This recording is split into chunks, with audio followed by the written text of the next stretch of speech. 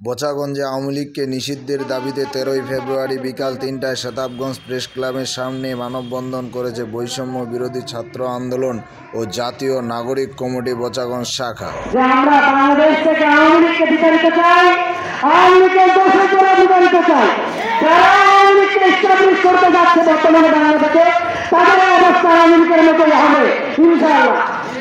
মানুষের স্বাধীনতা আহরণ করেছে, আমার থেকে সেই চিন্তা লালন করতে চাচ্ছে, তাদের অবস্থা একই পথে। আওয়ামী লীগকে যেতে পারবে, তারাও যাবে একই পথে। কোন অবস্থা হবে না বাংলাদেশে।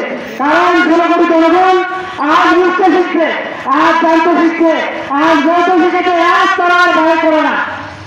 1,47,000 বর্গ মাইলের বাংলাদেশের মধ্যে কোথাও স্বাধীনতা নিয়ে স্বাধীনভাবে কথা বলা যেত না, তাদের বিরূপ কোনো মন্তব্য দেওয়া যেত না। মন্তব্য দিলেই রাতে বাসায় থাকবেন কিনা এই অবস্থা চিন্তা করা হতো।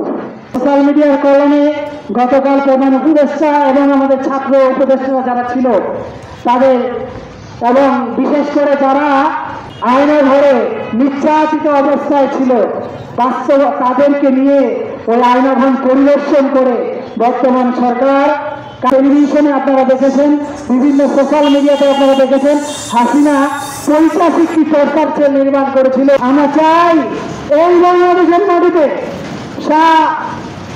এই আবু সাইদের বাংলাদেশে, বীরশ্রেষ্ঠ রুহুল আমিনের বাংলাদেশে, নির্মুগ্ধের বাংলাদেশে আমরা আওয়ামী সন্ত্রাসীদের দেখতে চাই না।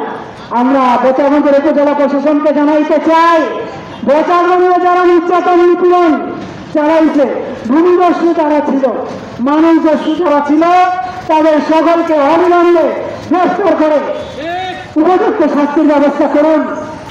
এই স্বৈরাচার সরকার দেশের মধ্যে তার দোসররা এখনো অনেক জায়গায় আছে, আমরা তাদের এই বাংলার মাটিতে কোনো স্থান দেব না। ওই আন্দোলন থেকে সফলতা খালি ছাত্রদের নয়, সমস্ত দেশবাসীর জন্য এই আজকের স্বাধীনতা। আমরা শুনেছিলাম স্বাধীনতার বাংলাদেশ, কথাটা যদিও শুনেছি, তবে তো ছিল কথাটা অবাস্তব। বর্তমান সেই কথা এখন বাস্তব। কেননা ছিল স্বাধীনতার বাংলাদেশ, মানুষের স্বাধীনতা ছিল না, স্বাধীনভাবে মানুষ চলাফেরা করতে পারে নাই। আমি বলতে চাই, আমি যতদিন বেঁচে আছি, আমার মতো যত ছেলে বেঁচে আছে বাংলাদেশে, ততদিন সেখানে সরকার আসতে পারবে না। সেদিন কিছু লোক বলেছিল যে আমরা আওয়ামী ভোট দিব না, মায়ের সামনে বেটিকে নির্যাতন করা হয়েছে, আপনাদের সামনে মাঠে নির্যাতন করা হয়েছে। সেদিন আওয়ামী কোথায় ছিল, কোথায় ছিল? তারা যদি এত ভালো হয় তাহলে সেদিকে অধিকার করে নাই। হ্যাঁ, আমলিগের অনেক কিছু আমরা জানি, কিন্তু বলতে পারি না মুখ ফুটে। কেন বললে আমরা বলছেন কোথায় যাবো?